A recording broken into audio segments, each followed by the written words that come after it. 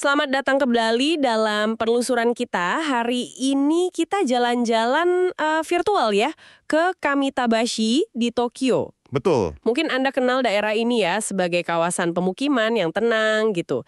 Tapi ternyata kalau kita gali sedikit lebih dalam, wah ada banyak cerita mengejutkan loh tersembunyi di sini. Iya, banget. Mulai dari jalur kuno yang dilewati samurai, terus ada mochi, kesukaan shogun, sampai penemuan prasejarah. Betul sekali. Sumber-sumber yang Anda bagikan ini, benar-benar membuka mata ya tentang lapisan sejarah Kamitabashi.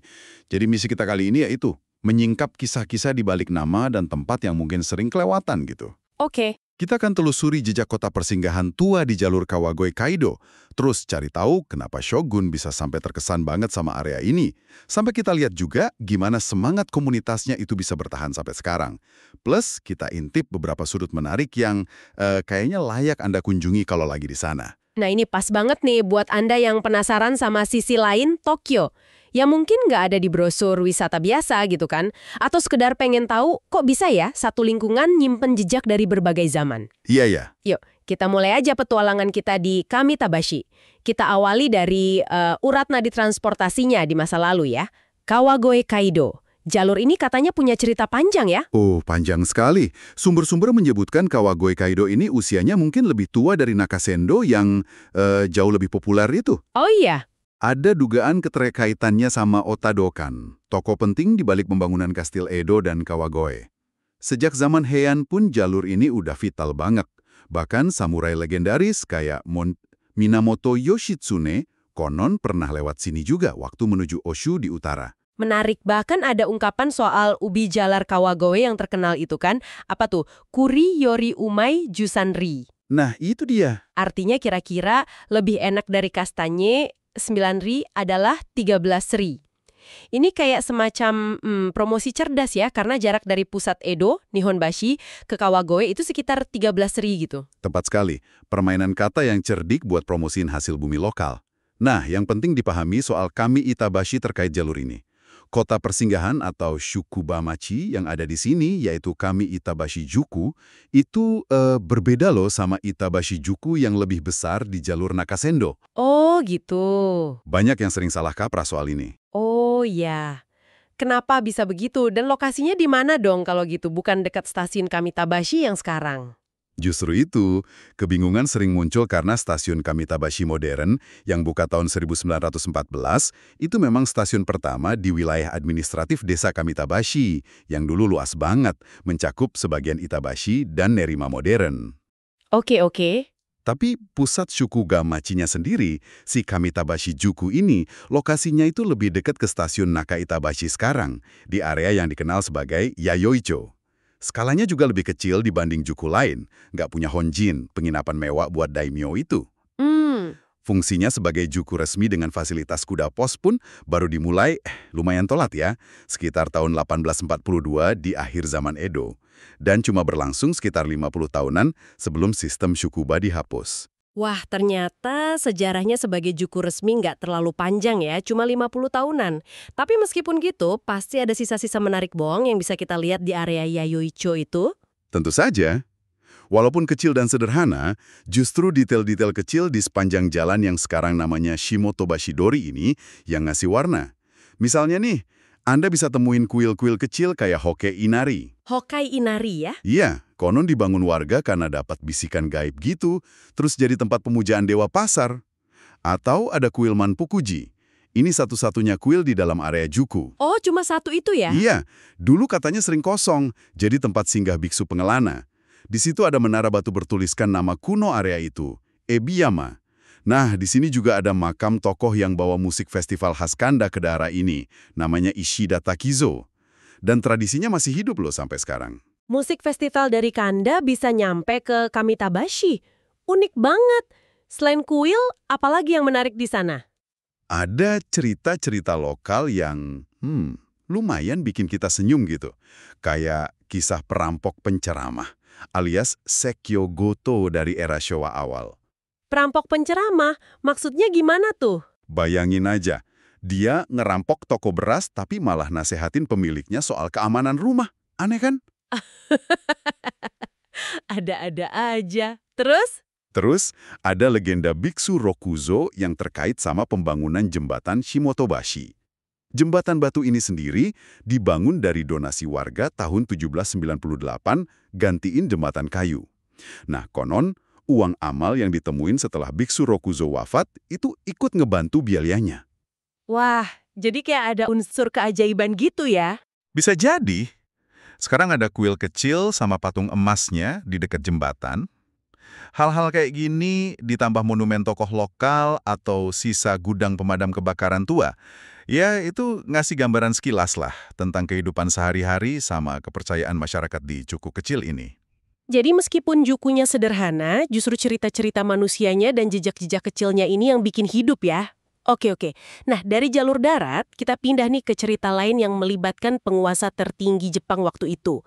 Katanya desa Kamitabashi ini dulu statusnya spesial ya? Betul, statusnya Tenryo, artinya tanah milik langsung Keshogunan Tokugawa. Ini status yang, nggak sembarangan lah. Dan salah satu cerita paling terkenal yang terkait sama status ini, itu soal kue mochi. Namanya Joon Mochi. Joon Mochi, mochi anugerah ya? Kok bisa sih mochi sampai terkait status wilayah keshogunan gitu? Gimana ceritanya? Legendanya begini, Shogun ke-8, Tokugawa Yoshimune, pas lagi berburu elang di area Kami-Itabashi, kebetulan disuguhi mochi ini sama penduduk desa. Terus? Beliau rupanya suka banget. Saking terkesannya, beliau namain mochi itu Joon, artinya menerima kemurahan hati. Dan netapin jadi salah satu upeti khusus buat keshogunan. Luar biasa. Cuma gara-gara shogun suka mochi, status wilayahnya jadi istimewa. Atau ada makna lebih dalam di balik status Tenryo ini? Status Tenryo itu lebih dari sekedar soal mochi enak sih. Ini tuh penanda kontrol langsung keshogunan. Yang sering kali artinya wilayah itu punya sumber daya penting atau hasil bumi berkualitas tinggi yang pengen dikuasai langsung sama pusat.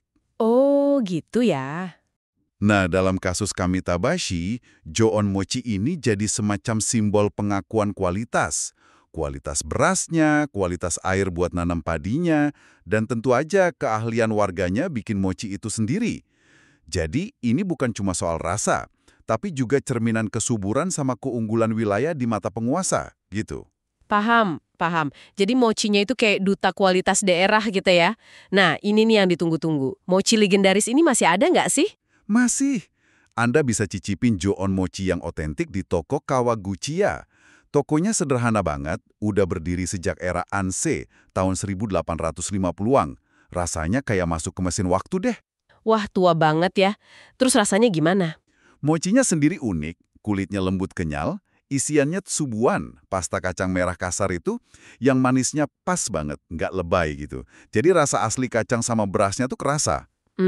Kedengerannya enak. Saran saya sih, coba nikmatin sambil duduk santai di tepi sungai Shakuji. Atau deket kuil Hikawa yang nanti kita bahas. Rasanya pasti beda. Wah, oke. Masuk daftar wajib coba nih. Oke, dari urusan perut dan kekuasaan, kita geser dikit yuk ke obsesi lain orang Edo yang juga ninggalin jejak di Kamitabashi. Pemujaan Gunung Fuji.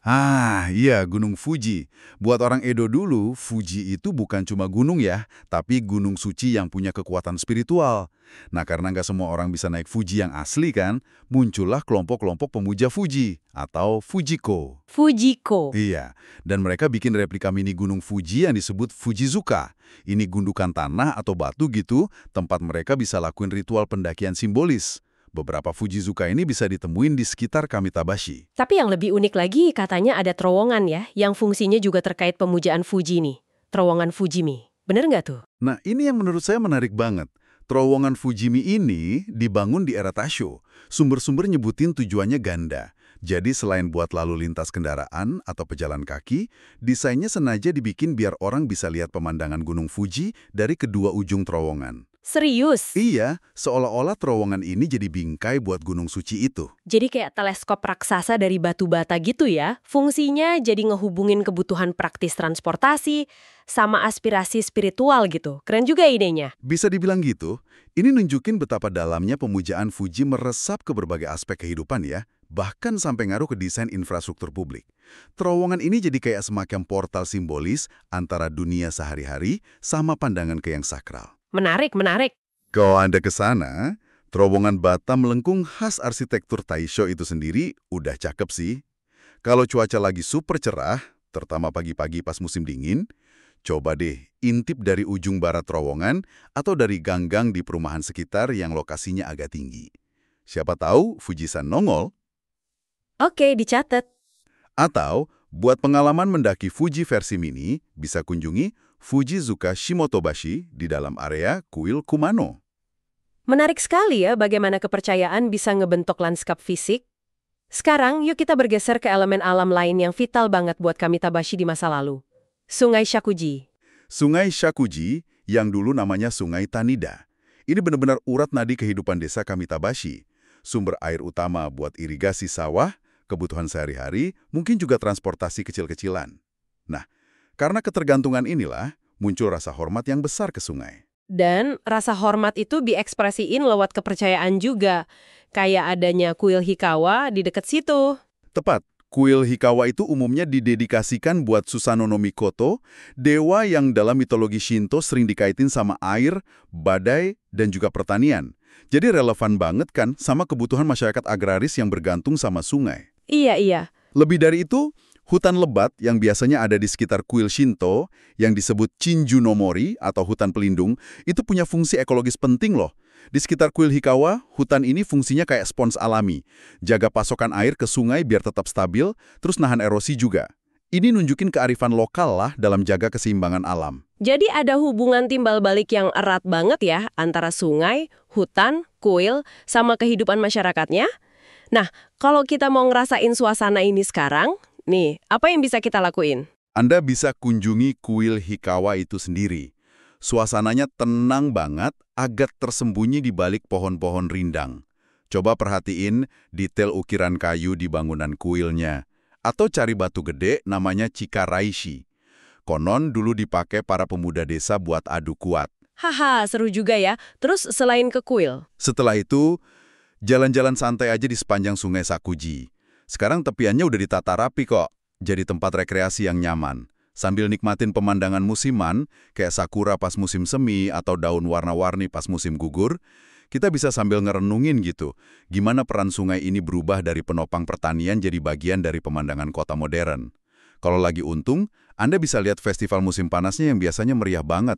Oke, dari sungai yang jadi saksi sejarah peradaban di Kamitabashi, sekarang kita lompat jauh banget ke belakang. Ke masa prasejarah. Ada penemuan penting banget kan di sini, situs Moro. Ya, situs Moro atau Moro Iseki. Penemuannya sendiri udah kayak legenda.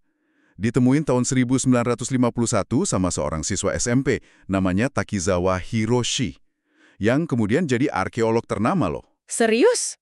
Anak SMP nemuin situs prasejarah? Luar biasa. Sepenting apa sih penemuan ini? Penting banget. Penemuan Takizawa ini buktiin keberadaan manusia di wilayah Jepang pada periode Paleolitikum, jauh lebih tua dari periode Jomon yang sebelumnya dianggap awal peradaban di Jepang. Wah, Alat-alat batu berupa pisau yang ditemuin di situs Moro ini bahkan jadi standar acuan dan dinamain tipe Moro. Ini secara fundamental ngubah pemahaman kita tentang kapan manusia pertama kali ngehuni Kepulauan Jepang. Ternyata, tanah yang kita pijak di Tokyo modern ini udah jadi rumah manusia sejak puluhan ribu tahun lalu, di zaman es. gila, merinding juga ngebayanginnya.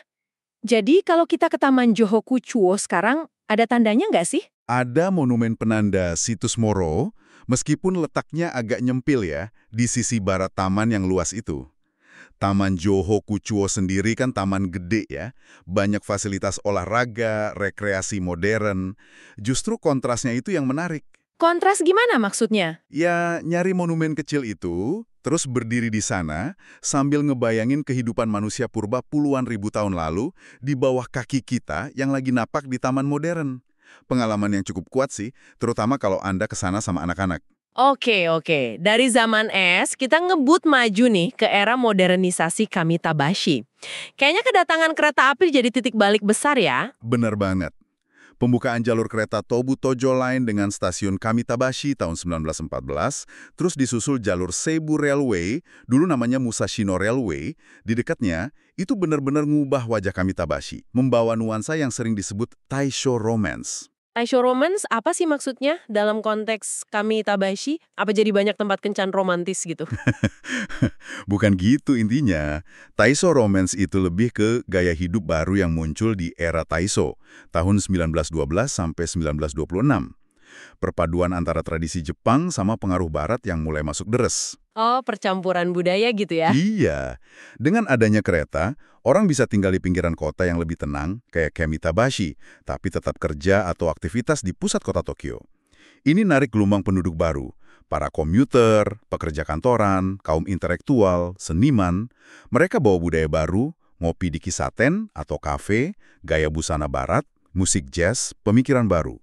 Jadi suasana desa pertanian sama bekas kota persinggahan mulai campur aduk sama dinamika kehidupan urban. Jadi terjadi percampuran budaya yang menarik ya. Dan Kamitabashi terus beradaptasi nih kayaknya. Setelah Perang Dunia Kedua, stasiun Kamitabashi sempat punya peran unik lagi kan? Betul. Sempat jadi titik awal jalur kereta khusus, namanya Tobu Keshi Line. Tujuannya buat transportasi ke pangkalan militer Amerika Serikat, Grand Heights, yang sekarang jadi Taman Hikarigaoka itu. Oh, jadi ada jalur khusus ke pangkalan militer ya? Iya, meskipun jalurnya udah nggak ada lagi sekarang, ditutup tahun 1959. Tapi ini nunjukin lagi gimana Kamitabashi itu selalu ada di pusaran perubahan zaman. Nah, kalau kita pengen ngerasain denyut kehidupan Kamitabashi modern yang masih nyimpen jejak masa lalu, kemana nih enaknya kita pergi? Coba deh jelajahi jalan perbelanjaan Kamitabashi Minami Ginza, persis di pintu selatan stasiun. Ini tipe Shotengei, jalan perbelanjaan gaya lama yang suasananya masih hidup banget. Banyak toko-toko kecil punya keluarga, tempat penjual sama pembeli masih saling kenal, masih ngobrol. Rasanya beda lah sama mall atau supermarket gede. Dan di dekat situ ada simbol yang ikonik banget ya. Pohon-pohon gede itu. Ah, itu dia, Gohon Kiyaki. 5 pohon Kiyaki, pohon Zelkova itu.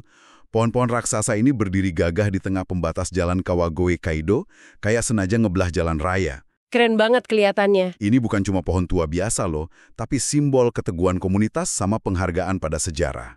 Ceritanya, pas ada pelebaran jalan di awal era Showa, kepala desa waktu itu, namanya Ijimaya Juro, rela nyarahin sebagian tanahnya asal pohon-pohon Kiyaki di halamannya ini diselamatin. Luar biasa kan? Wah, hebat banget demi pohon ya. Iya, makanya pohon ini jadi kebanggaan warga dan ikon jalan perbelanjaan ini. Di jalan yang sama, ada juga patung Jizu Kosodate, Jizo, pengasuh anak, yang usianya udah lebih dari 240 tahun. Tempat orang tua berdoa buat keselamatan anak-anaknya. Wah, cerita pohon sama patung Jizu itu nunjukin banget ya gimana elemen sejarah dan spiritualitas masih nyatu sama kehidupan sehari-hari di sana. Tepat, mereka jadi kayak jangkar identitas komunitas di tengah perubahan. Dan semangat kebersamaan ini kayaknya masih kuat. Sekarang ini kan sampai sekitar tahun 2028 nanti, area pintu selatan stasiun Kami Itabashi lagi ada pembangunan ulang besar-besaran. Oh, lagi dibangun ulang ya? Iya, banyak bangunan lama mungkin hilang, tapi ada inisiatif menarik kayak proyek Kami Itane. Warga diajak nanam bibit tanaman di rumah masing-masing, buat nanti ditanam bareng-bareng di alun-alun stasiun yang baru. Wah, bagus itu. Jadi warga ikut terlibat ya? Betul, ini nunjukin keinginan warga buat ikut ngebentuk wajah baru lingkungan mereka. Jadi, dari penelusuran Kipa hari ini, Kamitabashi ini benar-benar paket lengkap ya, Triapar. Mulai dari jejak langkah samurai sama shogun, legenda mochi dan pemandangan Fuji, denyut kehidupan sungai dan hutan, penemuan zaman es yang ngejutin, transformasi modern karena kereta api, sampai semangat komunitas yang terus hidup dan beradaptasi. Yang menarik tuh gimana semua lapisan waktu ini, prasejarah, Edo, Taisho, Showa, sampai masa kini, semuanya hadir barengan gitu di lanskap Kamitabashi modern. Kisah-kisah sama tempat-tempat ini nggak terisolasi di museum, tapi ya nyampur aja dalam kehidupan sehari-hari. Cuma butuh sedikit rasa ingin tahu aja buat ngelihat lebih dari permukaannya. Perlu selain kita di Kamitabashi ini mungkin bisa jadi pengingat ya buat kita semua, lingkungan tempat kita tinggal atau tempat yang kita lewatin tiap hari, sesederhana apapun kelihatannya, mungkin juga nyimpen lapisan cerita yang nggak terduga. Coba deh, perhatiin lagi sekitar Anda. Kisah apa ya yang mungkin selama ini kita lewatkan? Permata tersembunyi apa yang nunggu buat ditemuin kembali? Tepat di depan mata kita.